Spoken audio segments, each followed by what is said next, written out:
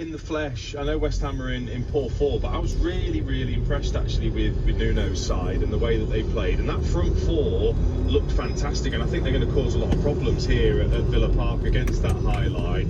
Anthony Elanga for me is a player that's really impressed me. I think he's improved physically, looks a different person almost, in the fact that he's bulked up slightly, looks a stronger physical presence, but he's running off the ball, his creativity has improved as well. I know Gibbs White and at the moment Hudson-Odoi is getting a bit of the plaudits, but for me he's been excellent for them, and he's improved them defensively since Nuno's taken over. I know they haven't got the wins, but they're in the top four in terms of the defensive stats since he's taken over, and he's always prided himself on that in every club that he's been at.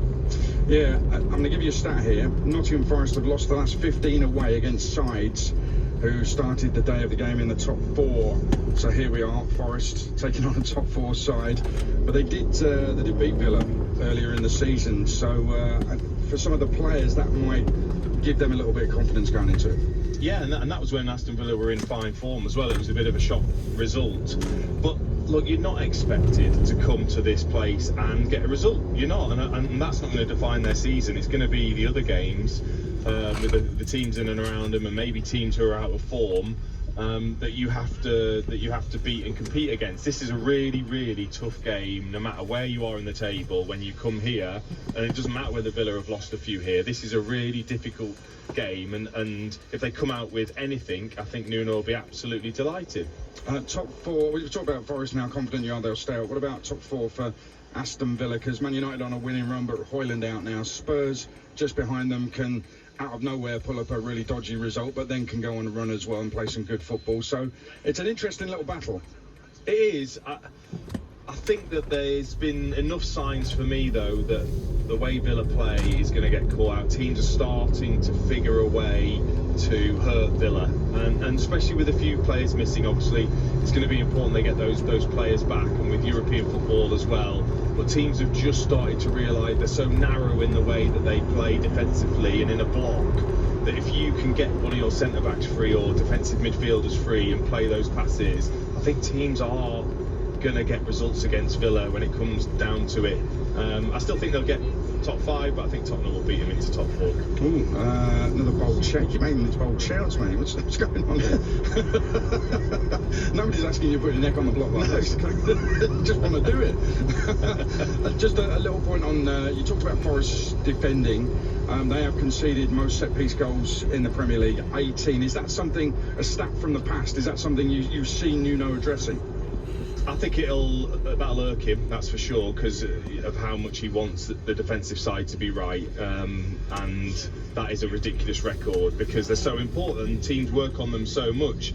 You know, you've got now specific coaches for this role to make sure that teams take advantage, and all they'll be doing is watching all of these goals that Nottingham Forest concede and why. So that is a big thing that I think he has to change, and we'll only see that probably, you know, from now until the end of the season, if you can have a genuine change in that. But sometimes, ultimately, it's whether those players want to head it. You know, you can do all the drills, you can have every single set play up on the dressing room wall for every player to look at and forget, but it's whether they want to head it, Aid. That's the big thing.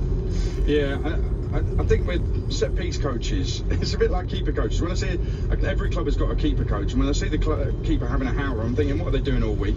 When I see set-pieces where the teams don't score from them and concede from them, I do think, what is the set-piece coach doing all week? He's probably he is probably working incredibly hard, and you can probably see the tension in his face every time that the corner taker just hits the first man, and his blood just starts to boil like every other fan in the stadium. But obviously they are so important. I mean, you look at Arsenal at the moment, how important those goals might be come the end of the season from set plays for them, and you know, it is becoming a key role. It is. I wouldn't mind it as a job, actually. I was going to say, it's a fascinating role, because you seem to be able to get away with not being very good at it, or showing no improvement whatsoever on the pitch with it. But I find it fascinating. And actually, you've just alerted me to something, and I think everybody listening to this will have nodded their head and gone, oh yeah, he's right. not beating the first man with an attacking corner. I mean, what is going on there? As a striker in the middle yourself, then that must have happened countless times, and you must have watched it being headed away by the first defender. You must be beside yourself. Dare I say, you were tearing your hair out. That's what's happened to you. That's why I'm bald, yeah. It is bizarre that happens time and time again. It is, Aidan, and you know, when you're a player and you watch them practice, they hardly miss. I promise you, they hardly miss when you watch them in training. You know, they're fantastic at deliveries, the guys that take these set plays. But it's the pressure. That's what it is. You know, ultimately, when the game's on the line and you've got, you know, a stadium full of fans that are anticipating, it's about being able to replicate that in those moments. And a lot of players do struggle to get that consistency, and it is so frustrating. I feel for the centre backs, to be honest, who have to traipse up just to either take it short and miss the first man. It's a bit like me playing golf when there's nobody around. I'm prime Tiger Woods. One person walking his dog, not even watching, and the game falls to bits completely. But there you go, it's a pressure that's on me. Dean, thank you very much. Looking forward to the game. Aston Villa, Nottingham Forest, 3 o'clock kickoff. We'll have it covered on Game Day Live on TalkSport, of course. We'll be around the grounds with all the goals.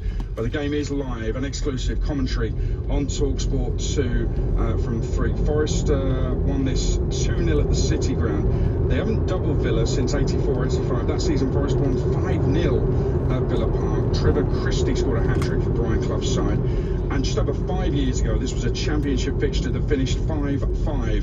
Tammy Abraham scored 4 for Aston Villa. Jack Grealish assisted just the 1. Matty Cash scored, but for Forest, and now plays for Aston Villa. It's live on TalkSport 2, Villa Forest at 3. Time now on TalkSport to preview today's Premier League action with Super 6. The TalkSport Match Predictor with Super 6. Play for free. Predict 6 correct scores for the chance to win £250,000. Get your entries in by 3 p.m. today with Super 6. 18 plus terms and conditions apply. So each week we'll discuss games that are featured within Super 6. For those of you that aren't familiar with Super 6, it's a free-to-play football game where you can win huge jackpots through your own knowledge. Simply predict 6 correct scores to win the jackpot, and this week it's £250,000, 250k, and even if you don't manage to get 6 correct scores, there's more ways to win with a guaranteed 5k up for grabs every single round if you get the most points, and there's plenty more as well. Last week in Super 6, Katie, the Leicester City fan,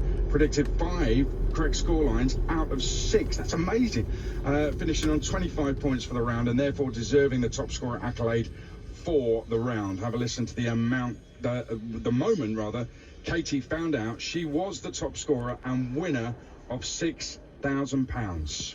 You're the winner of £6,000 being the top scorer. Oh my god, that is crazy. I was at the Leicester game at the time, I was watching it. I love Leicester with my whole heart, but I was like, don't score another one. That's extraordinary. Fair play to Katie. Could you go one further and predict 6 correct scores to win £250,000 this weekend? Remember, it's completely free to play, so get your entries in now before you miss the deadline. Mickey Gray is going to run through the first 3 games on the list. And Mickey, let's look at this evening's match in the Premier League, live on TalkSport. Arsenal against Newcastle. What's your Super 6 prediction for this one, Mickey? Well, high-flying Arsenal look as if they're not going to go away until the end of the season. I think they'll be full of confidence, obviously taking away that midweek performance and results. Newcastle struggling for a starting 11 at the moment. Certain individuals coming back into the starting 11, but I just think this is a step too far for Newcastle, so I've gone for Arsenal to win this one 2-0. Arsenal 2, Newcastle 0. Arsenal looking to make it 6 consecutive Premier League wins in a row tonight, and a massive 83% of Super 6 players are predicting them to do just that, to continue their push for the title. So into Sunday's games, Wolves hosting Sheffield United. Yeah, I mean, Sheffield United have been really struggling. I mean, their away form isn't great, neither is their home form. I think it's really tough this season for Chris Wilder coming in after Paul Heckingbottom, but Gary O'Neill is just getting a tune out of Wolves every single week. They're playing some fantastic football, and the results are starting to follow as well, so I've gone for the home win there as well, 2-0. Yeah, 2-0. Over 390,000 of the players agree with Mickey. They're predicting Gary O'Neill's side to win in comfortable fashion with a 2-0 scoreline. And at 3 p.m. tomorrow, it's the Carabao Cup final. I'll be there for TalkSport. Chelsea against Liverpool. We've got it live. Well, Chelsea have improved, no question of that.